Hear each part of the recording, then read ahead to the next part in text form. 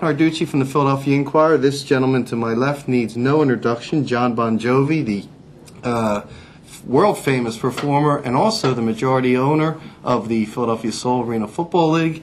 Also a philanthropist who has done a lot of great things in the community. And John, I don't think people understand how into this Arena Football League you are. Talk about last year. Here you are performing in Germany. The Soul's playing a playoff game, and you're performing and watching the game. Talk a little bit about that. Well, Craig Spencer and I own the team together, and while I was on tour last summer, it was very difficult for me to make all the games, but I was in Europe at that point in the season. And if you can imagine, behind the stage, you know, as part of the set, was the world's largest HD television, which is our backdrop.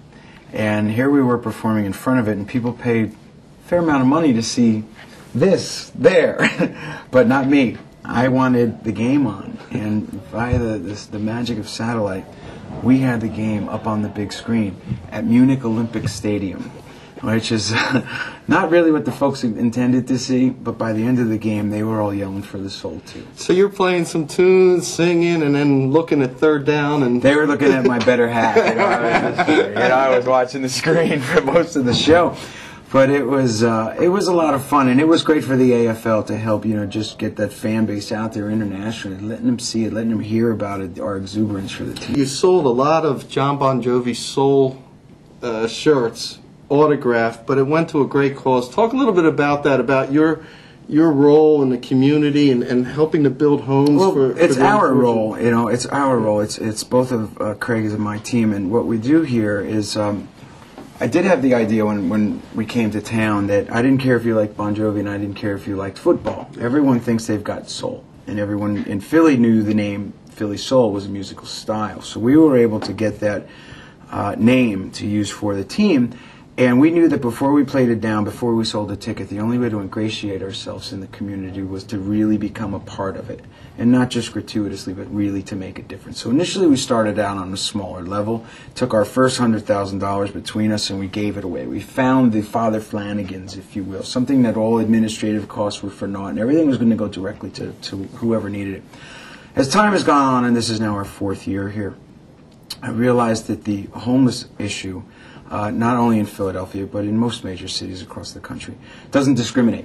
It's timeless and it's an ageless problem. And there's somebody here who I think is a saint, and that's Sister Mary Scullion and Project Home. So we've partnered up with her, and with the Soul's money and the help of some of our friends who are sponsors here in town, thus far we've built 21 homes. So 21 families have home ownership. This is your 4th year with the Soul, and you guys have played before 93% capacity. You've kind of been like the standard that the other teams in the AFL have looked on. 4th year now, you're coming off a playoff spot, your first one last year, you win a playoff game. I know your expectations have to be pretty high. We'd be disappointed if we didn't make the playoffs. I mean, I'd probably go on record as saying I'd be heartbroken. You know, I think I really... But you'd be more than that even. I'm trying to be stoic here as an owner of a sports franchise.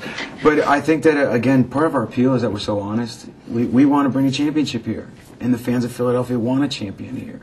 And we're trying to have players that are role models in this community, in a place that people can go that is not only accessible but affordable. Marquee quarterback in Tony Graziani, who's coming in for his 3rd year with the team. But there are a lot of other people that are going to have big roles. And I know one guy is a guy from this area, from Archbishop Carroll, Sean Scott. You love what he does, sure, both on and off the field. It's the story of Invincible. You know, he came on, he was a walk-on and a public tryout for an arena football team. He's the only guy that made the team from that first open tryout, and he's one of 2 original members of the team.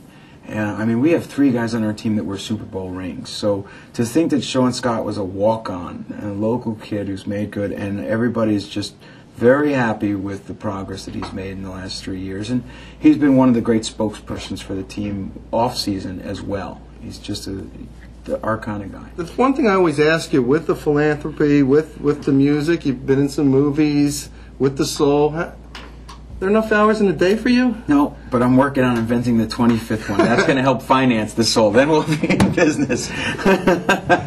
No, it's all about, you know, you do what you love and you love what you do. And we really love this team. I mean, neither of us Craig nor myself really thought that this was going to be a full-time job. It's more than a full-time job, but I got to say that we love what we do. You know, guys like us love football.